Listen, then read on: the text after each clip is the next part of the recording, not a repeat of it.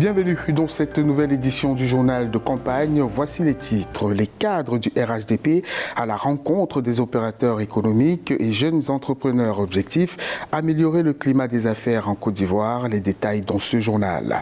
Et puis, tête à tête entre le candidat indépendant à la présidentielle, Kwadwo Konon-Bertin, et une délégation de l'Union européenne à quelques jours de l'élection présidentielle.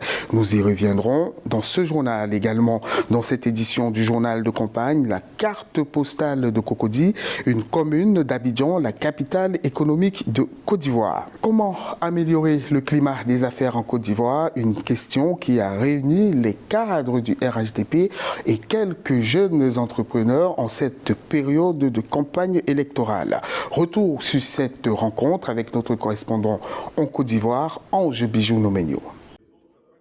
L'environnement des affaires en Côte d'Ivoire, quelle perspective pour les futurs champions?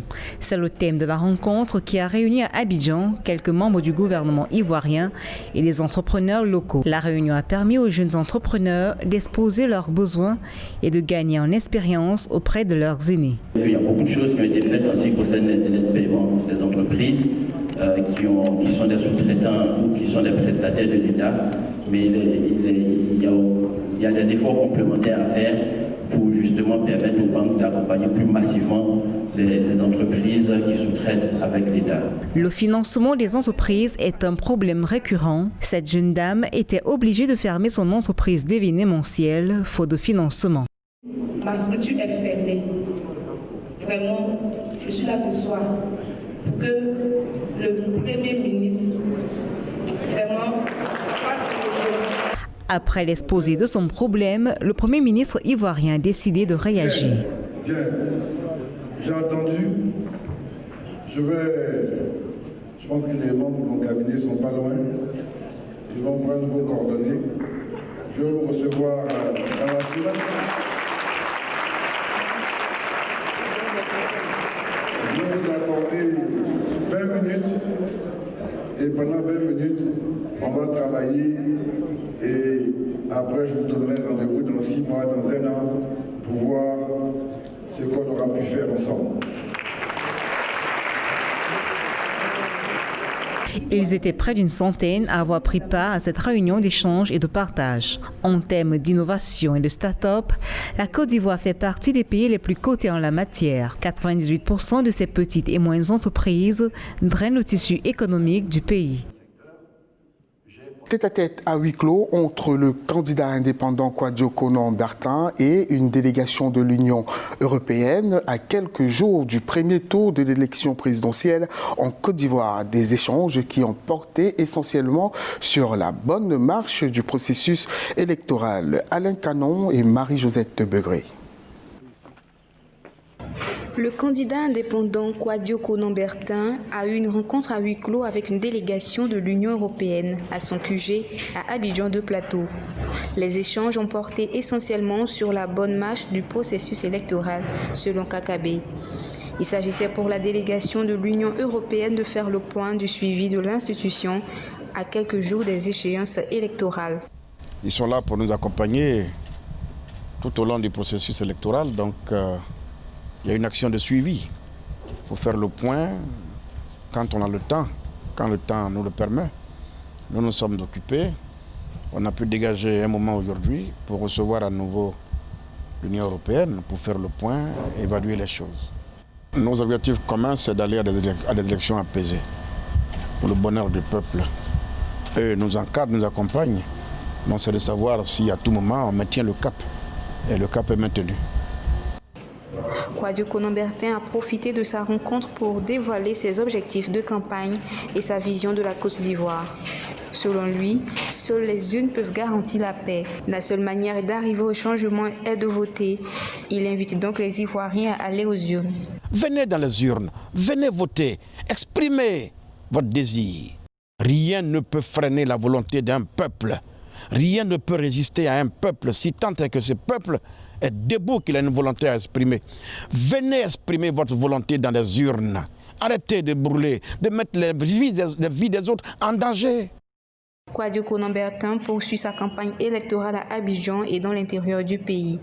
Il est journaliste, mais aussi écrivain, auteur du livre Diokwe, La vérité interdite, publié en 2019. Dans cet ouvrage, Saint-Trabi sensibilise à travers un retour sur les événements qui ont touché la Côte d'Ivoire en période électorale. Son portrait dans cet élément signé Oliva Diakotan. La quarantaine, Saint-Trabi est journaliste depuis 20 ans et est l'auteur du livre Diokwe, La vérité interdite, publié en 2019. Son livre est un devoir de mémoire, un témoignage des différentes crises vécues dans l'ouest de la Côte d'Ivoire, particulièrement à Diokwe, ville martyre, avec plusieurs centaines de morts enregistrées dans les crises de 2002, 2005 et surtout 2010-2011.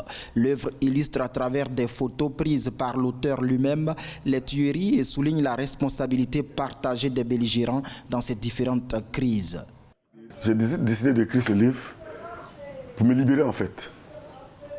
Parce que c'était un gros fardeau pour moi. Je pensais qu'il était important que je dise la vérité. Et donc, pour moi, j'ai dit la vérité pour ne pas être le complice d'un silence coupable.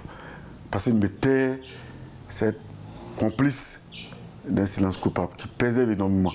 Et donc, vous voyez que il était important que je parle. Nous n'allons pas attendre que les Occidentaux viennent écrire notre histoire à notre place. Diokwe, La vérité interdite est également un livre pour sensibiliser à la paix. En effet, l'Ouest a souvent été martyrisé, surtout en période électorale. Et pour Saint-Trabi, la présidentielle de 2020 doit permettre à la région de montrer sa maturité. C'est un livre de paix pour interpeller les Ivoiriens, pour leur dire plus jamais ça chez nous, pour dire aux gens à Diokwe, pour dire à certaines personnes qui ont commis aussi des crimes, pour leur dire, mais si vous commettez des actes, mais des gens en parleront plus tard. Saint-Trabi travaille pour le journal gouvernemental Fraternité Matin depuis 2010. C'est un homme de terrain et d'expérience. Il a fait de nombreux reportages sur les zones de conflit et même le Libéria. Il prévoit publier en 2021 une autre œuvre qui parlera des zones de crise. 2 semaines, certains de ces miliciens. La carte postale du jour nous amène à Cocody, 3e commune la plus importante du district d'Abidjan, bastion du PDCI. Cocody se distingue par son allure, ses grandes artères et ses bâtisses. Cocody la Belle, c'est une carte postale signée Alain Canon à Mambledou. Surnommée Cocody la Belle, la commune de Cocody fait la fierté de la capitale Abidjan. Elle s'est bâtie une réputation de cité résidentielle que ses belles infrastructures concourent à sauvegarder. Rencontrés en pleine campagne, les habitants de cette commune qui représentent 25% de l'électorat national,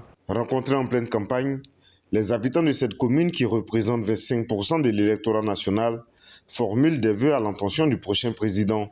Ils dénoncent notamment la cherté de la vie dans cette commune. La cherté de la vie fait qu'il y a plein de jeunes qui ne peuvent pas venir habiter aussi, surtout à Cocody. Donc si, disons, le maire ou du moins l'autorité politique pouvait voir ce volet financier, ça allait beaucoup arranger les jeunes. En tout cas, mes ententes, c'est que le Seigneur, qui est le maître de l'univers, puisse nous trouver au moins des agents de développement. À l'origine, la belle cité de Cocody était un tout petit village ébrié. Ses habitants, désormais reclus derrière les gratte-ciel de cet hôtel de luxe, attendent des dédommagements qui, disent-ils, n'est jamais arrivé. Le Cocody village est là, on vit, personne ne nous vient en aide, il n'y a pas de plantation. La lagune alors, n'en parlons pas, elle est foutue, tellement souillée qu'il n'y a même pas 2 gouttes de poisson dedans. Et puis d'autre part, on empêche même nos petits pêcheurs d'aller sur l'eau pour pêcher parce qu'il y a l'aménagement de la baie de Cocody. Avec environ 50 quartiers, Cocody occupe 16% de la surface d'Abidjan. Son économie est essentiellement animée par les PME en l'absence d'industrie. Avec ses 6500 électeurs, Cocody pourrait faire l'arbitre au cours de cette élection, même si ce bastion historique du PDCI semble bouder la campagne. C'est la fin de ce journal de campagne réalisé depuis Abidjan en Côte d'Ivoire. Merci de l'avoir suivi. À très bientôt sur Africa 24.